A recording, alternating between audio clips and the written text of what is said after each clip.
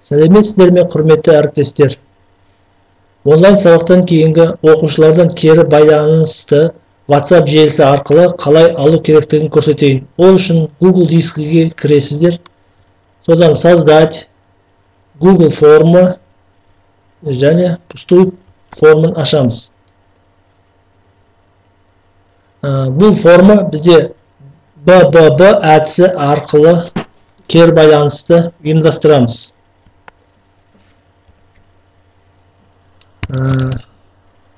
Кері байланыс қай сыныптыққа алайық? 7-ші сынып. Енді оқушылардың аты жөнін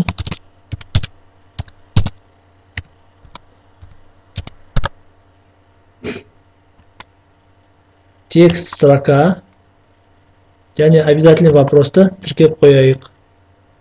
Келесі сұрағымыз білемін. Текст строка. Білемін. Білдім.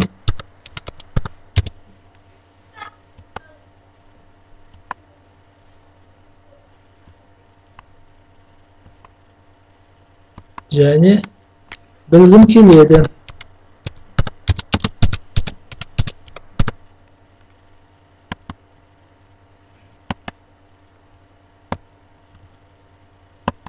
Мінеки біздің BBB әдісі бойынша кестеміз дайын.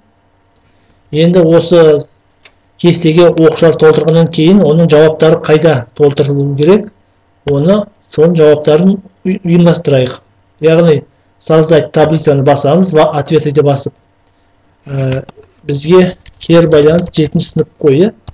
7-ші сынып кері байланыс деп бізде таблица жасап қояйық. Создать. Міне қазір кестеміз ашылды. 7-ші сыныптың кері байланысы. Яғни бізде WhatsApp желісі арқылы оқушылар жазып атса, ол аты жөні, және білдім, білгім келеді деген жерге өзінің жауаптары түсіп отырады. Бұл жерде жинақы кейін сабақтың нәтижесі ретінде жинақтап қоюымызға болады.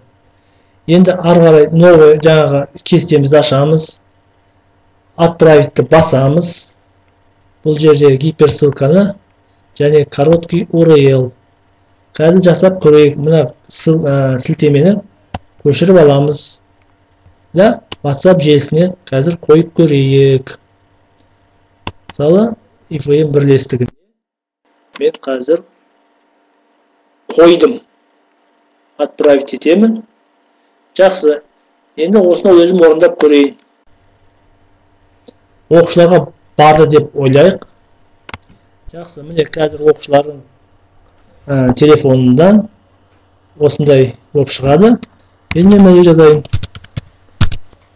Білемін.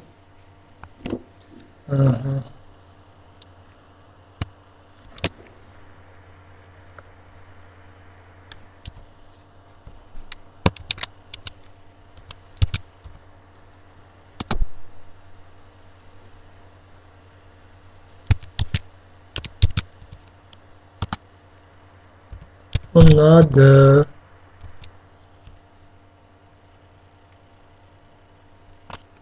Білдім.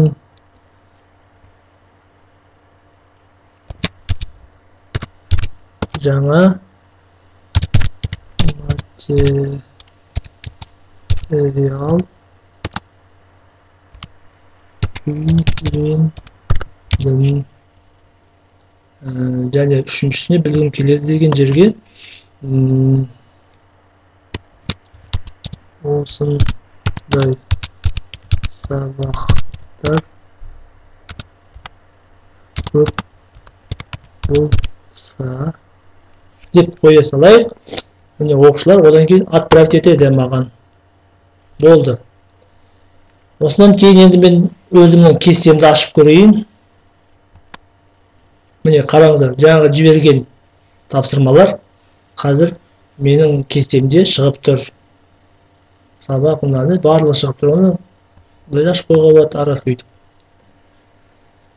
Сіздерге түсінікті болды деп ойлаймын. Назар қойып тыңдағандарыңызға рахмет. Қош сау болыңыздар.